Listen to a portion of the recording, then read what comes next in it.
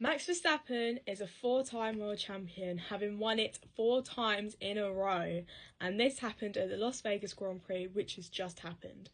But we are going to start all the way back in Singapore, as I have been away for some time, and as you can see, have completely moved. I have just moved to uni. Well, I say just, I've been here for about nearly a semester now, so everything's been up in the air, so I do apologise, but we are going to start all the way back in Singapore.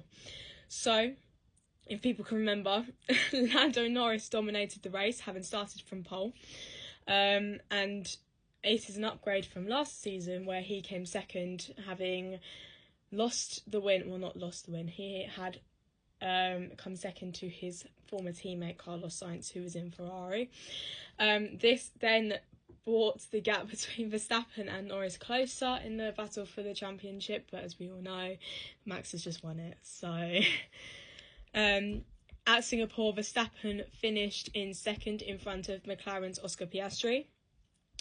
But what the funny thing was with Singapore is that Max Verstappen had to face punishment, as in community service, for swearing in a press conference.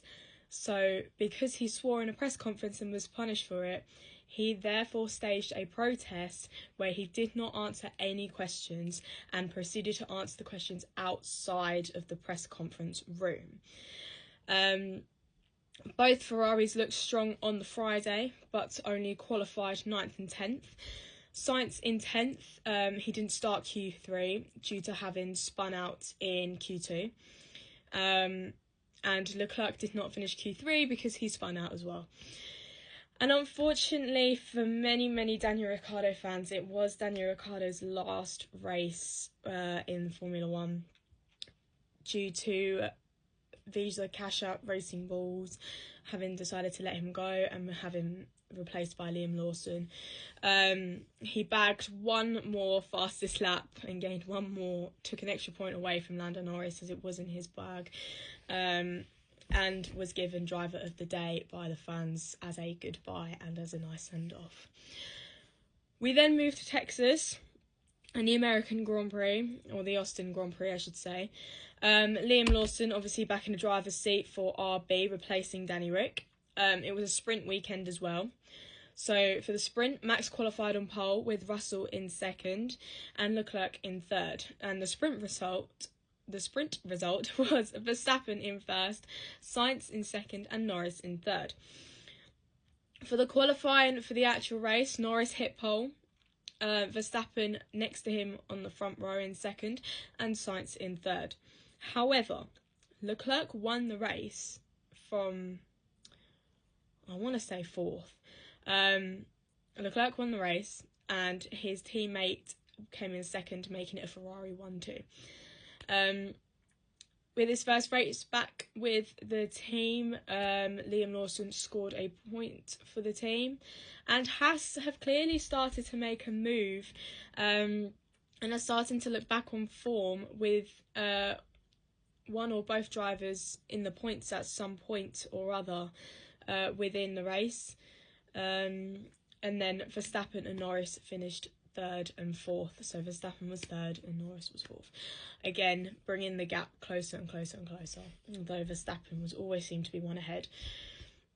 Moving on to the Mexican Grand Prix, Carlos Sainz started on pole, Verstappen in second and Norris in third. Verstappen and Norris. Now this was a very controversial race. So Max Verstappen and Lando Norris had a squabble into the first corner, with Verstappen forcing Norris off the track and then it forced him off again dangerously, which led to Verstappen getting a 20-second time penalty, 10 seconds for each incident. Now, many people believe that the rules need to be more defined and more specific when it comes to leaving the track and getting an advantage, or forcing another driver off the track, or where you have to be at the apex, or what part of your car needs to be at the apex in order for it to be that to be allowed, or in order to have a time penalty for that reason. And many drivers do also agree that it needs to be more specific and more fine-lined, because it's not specific enough, clearly, because people are still arguing against it. It really was not a good weekend for Red Bull, as Perez was also given a 5-second time penalty, with I think for leaving forcing another driver off the track and driving dangerously. But like I said, the rules need to be clearer when it comes to overtaking and what is considered your corner when you're driving. Lawson and Perez. Now, this is interesting, because there are still questions, and even now there are still questions over Sergio Perez's future with Red Bull and whether he does deserve to have that seat. But it was interesting because he got into a fight with Liam Lawson, who is a massive contender for the Red Bull seat next season. They got a little bit feisty with each other into a couple of corners, forcing each other wide and all this. They got quite feisty with each other, and it's happened again and again and again. So clearly, Lawson is one to not back down. But overall, Sainz won the Grand Prix, and he was happy he won. He was surrounded by his family, with his past teammate in second, and his current one in third. So Norris finished in second, and Leclerc finished in third. Moving on to the Brazilian Grand Prix. Now, Kevin Magnussen was under the weather in Brazil, so reserve driver and next year's Haas driver, Oliver Behrman, just was put into the car and drove for Haas that weekend. Now, it was his third race in Formula One, and that is probably more than anybody can say, that they've had that much experience before they've gotten into an F1 car. So he did both the sprints and the race, and it was a wet race for both the sprints and Sunday's Grand Prix. Now, sprint qualifying ended with a 1-2, with Piastri taking pole and Norris taking second, with Leclerc in third and Verstappen in fourth. It was Behrman's first sprint, and he qualified 10th, but finished 14th in the actual sprint race. Norris finished first due to his teammate letting him through to take maximum points in the race to help him with the championship. And then we saw a wet qualifying after the sprint race. Now, this caused many twists and turns, with Norris taking pole and Russell in second, but surprisingly, you wouldn't expect an RB to be in third, and that was with Yuki Tsunoda. His teammate Liam Lawson was in fifth, with Ocon splitting the two, so Ocon was in fourth. You wouldn't expect that now, to be honest. But you can clearly see that the cars are getting quicker from other teams, and it's all starting to bunch up a lot more than what it was when Red Bull were leading 2 seasons ago, or a season ago. Verstappen didn't get through to Q3 due to a red flag, and he got unlucky with it. And he qualified P12. But he was given a 5 grid place penalty, meaning that he started 17th. So he started behind Lewis Hamilton, who was in 16th. Lewis Hamilton had a really bad qualifying session, as you could probably tell by starting 16th. Verstappen had to take a grid penalty due to changing part of his car. That's why he started 17th.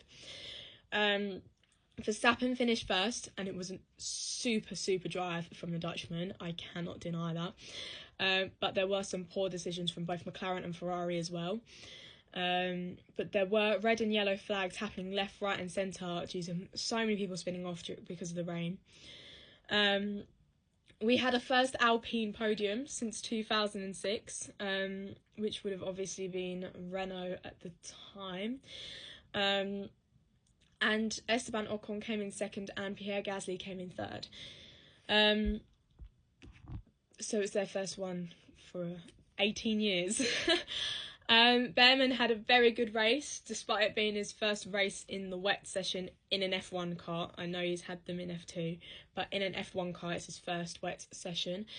Hülkenberg was disqualified due to receiving help from marshals after spinning off the track. Stroll did not start due to spinning off in the formation lap. Now, I don't really know how that happened, and I still continuously watch the footage. I still don't know how you can make that mistake. I mean, I don't drive F1 cars, obviously, but my question still stands, is how can you do that? So he did not start the race. Alex Albon did not start either due to a really bad crash in qualifying. And both Sainz and Colapinto did not finish due to crashing out within the race. Now, Williams did have a hard time having to fix quite a fair bit with both cars.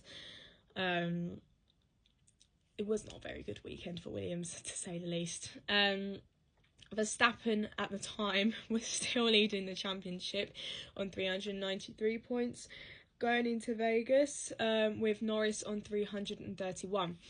McLaren are still ahead and are still ahead now in the constructors' standings.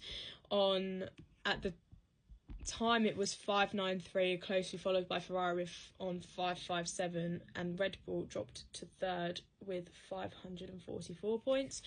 But obviously that's now changed because of Vegas. But McLaren do still lead, but all three teams are still well within winning the Constructors' Championships.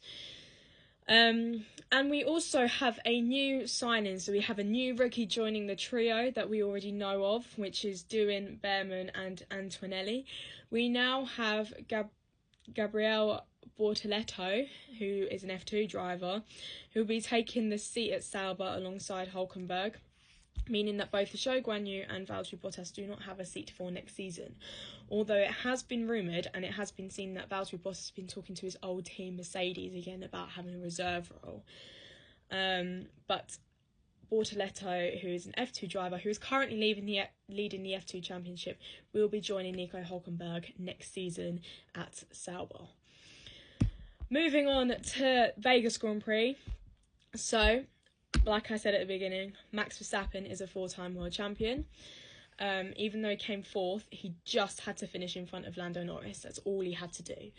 And Lando finished in sixth. So, so Max Verstappen went ahead and won his fourth world title in a row.